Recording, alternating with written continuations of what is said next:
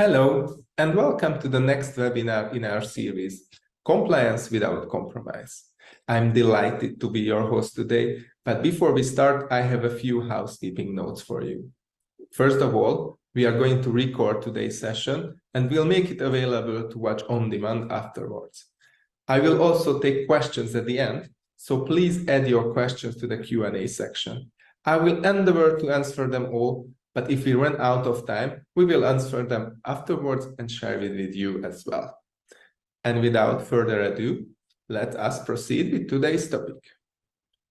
I'm Peter Budai, Chief Technology Officer here at Tresorit. As part of my role, I'm overseeing the internal IT and IT security teams as well. And we are regularly working together with the compliance department.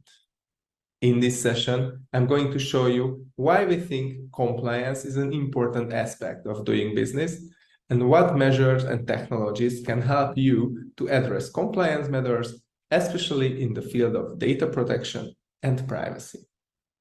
So after a short introduction to the field, I'll cover the most important compliance requirements with little more focus on the data protection and privacy. And then I will show you how end-to-end encryption can help, among other measures as well. Let me start with some numbers that shows why addressing cybersecurity in your organization is important. Here you can see that almost 2/3 of businesses were hit by ransomware in 2021, according to the report of the state of ransomware for Sophos. And out of 10, 8 companies had at least one individual who fell victim to a phishing attempt by CISO assessment teams. And almost 1/3 of organizations have experienced a security incident in their public cloud infrastructure within the last 1 year. But how an organization can protect against such cybersecurity incidents? I think one way would be to strengthen on the compliance front of your organization. With that, you can have several other benefits beside this. It plays a critical role in the life of businesses for several reasons. Compliance helps to ensure that the business operates within the bounds of the law and meets regulatory requirements. It can also help to identify and manage potential risks associated with their operation.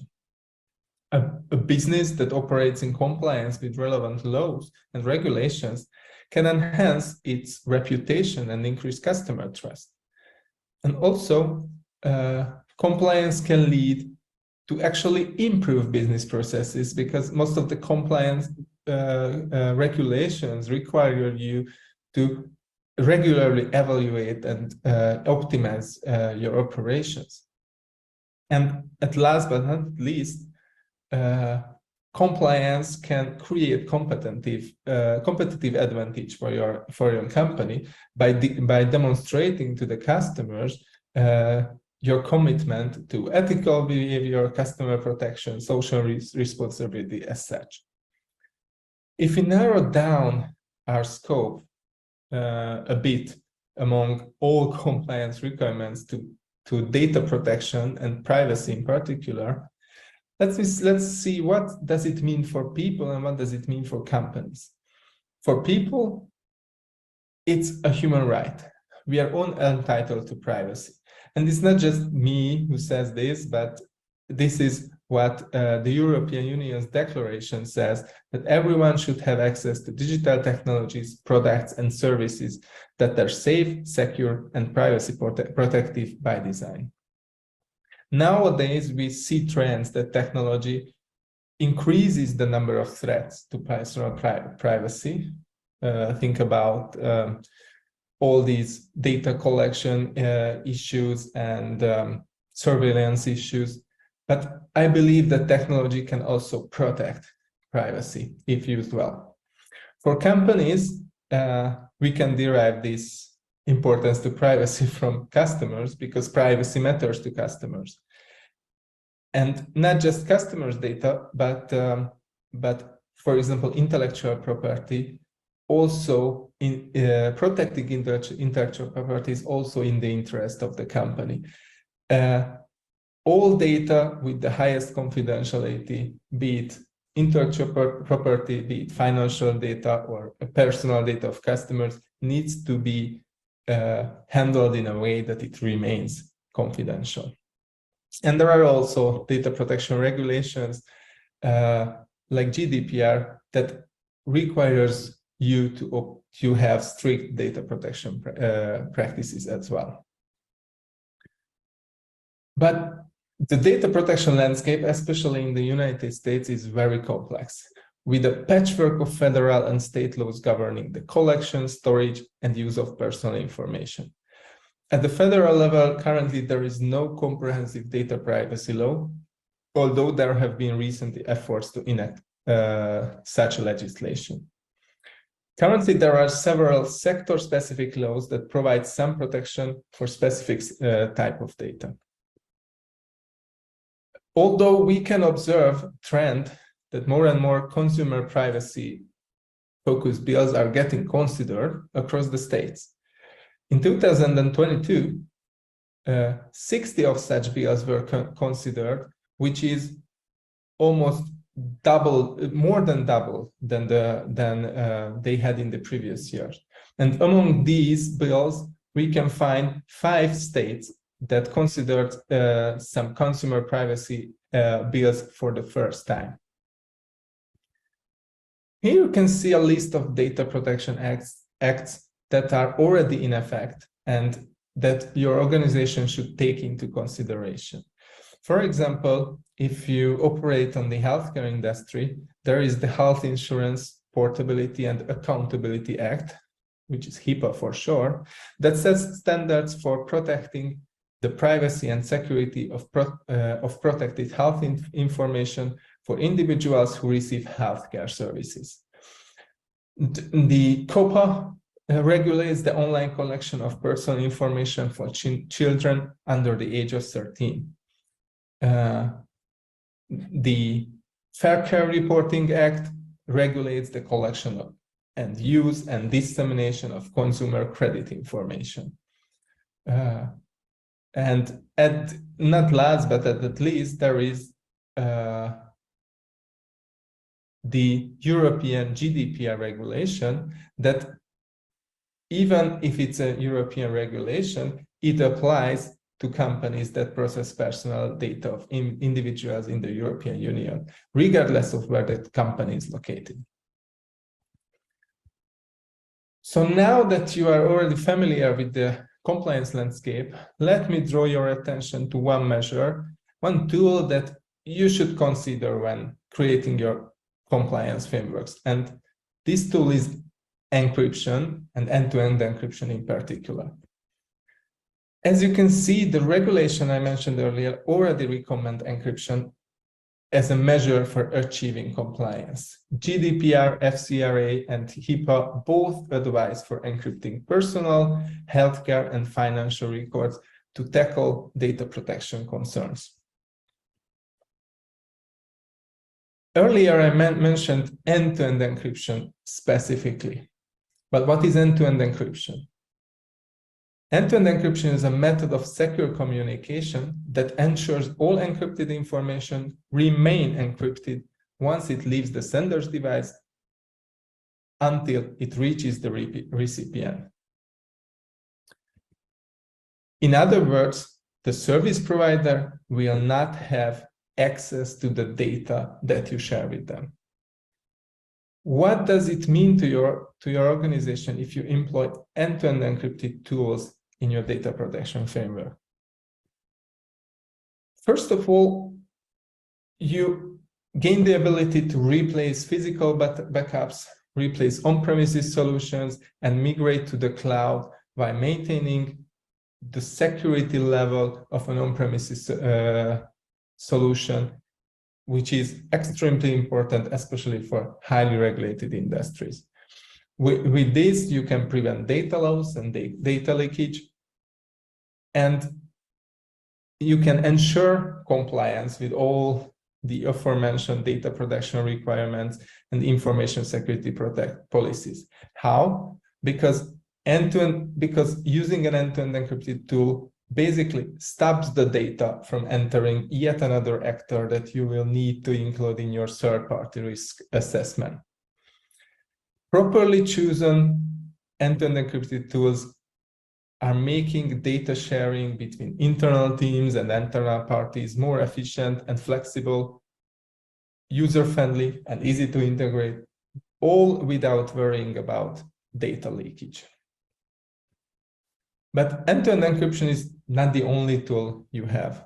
Here I collected the approaches for data protection that can be used in combination to create a comprehensive and effective data protection program that balances the need for privacy with the need for data and using the data. The specific approach or combination of approaches will depend on the nature of the personal information being collected, the purposes for which it is being used, and the risk associated with its collection, storage, and use. Let's go one by one. Privacy by design involves embedding all the privacy considerations into the design of systems, processes, and products from the outset, rather than as an afterthought. This helps to prevent privacy violations before they occur and ensure that privacy is an integral part of the development process. Notice and consent approach requires organizations to provide individuals with notice about how their personal information will be collected. This gives the individuals, the users, control over their personal information, and they can make informed decision about its use. Data minimization instructs you to limit the collection, storage, and use of personal information to what is absolutely necessary for a specific purpose. This helps reducing the risk of harm of individuals and reducing the amount of data if any of them is accidentally exposed or misused. Data security involves implementing all the appropriate technical and organization measures to protect personal information from authorized access, use, disclosure, and or distraction. Sorry, from unauthorized access, use, disclosure, and distraction. This includes measures such as encryption, end-to-end encryption that I mentioned, but also access controls and regular security audits as well. And finally, data retention and destruction involves establishing policies and procedures for retaining personal information only for as long as it's needed, and securely disposing of the data when it's no longer needed. This also helps, similarly to data minimization, to reduce the risk of harm and amount of data that is being exposed to any cyber threat. And with that, I would like to conclude my presentation. I really hope you found it useful and found some interesting information for your organization and compliance program. And now, as I promised at the beginning, we still have some time for questions. So if you haven't already, you can ask your questions in the Q&A window. I will wait a bit more for you to have time to type your questions. Thank you. There is a compliment that Tresorit is great. Thank you very much. I really hope you like it. Are we going to make enterprise features more affordable for the end users? That's a good question, and it's more like a business development related questions. We try to design our products in a way that the product packages that we offer are in par with the business sizes that we are targeting with that, and that we are trying to like create the packages for the typical business sizes. However, we are always interested in which which features are you specifically interested in? I would suggest you to reach out to our customer service or reach out to your account manager and tell them which features you're interested in, and we can see what we can do. You're welcome. Another question? Yes, there is a question whether the slides or the recording will be available for you to review again. Yes, naturally, we are going to share the slides and the recording as well with you, and also the answers to your questions on our website, and we also send you a link to all the attendees of the recipients. Okay, I think we'll just one more minute. We have some questions from you, and yeah, if not, I think we can. And if any question come to your mind later on, you can reach out to us through our customer service or through our contact form as well, and on the website, and you can ask your questions later on. If you liked today's webinar, I would like to draw your attention to the next one. You can already register to the next webinar, which is going to be on the 7th of December at the very same time of the day, 3 p.m. That session is going to be more a practical one, because in that session we are going to cover all new features and products and improvements that we introduced throughout this year. This is going to be the so-called State of the Union webinar of ours. But in case that's too long to wait for you, don't forget that you can also watch all our recent webinars on demand. You need to go to Tresorit's website, to the webinars and event page, or simply click on these links on this slide. In any case, I would like to thank you for your attention, and thank you for being here with us in this webinar. And I really hope we are going to see you in the next one. Meanwhile, you are welcome to check out our website or check out our other videos on YouTube.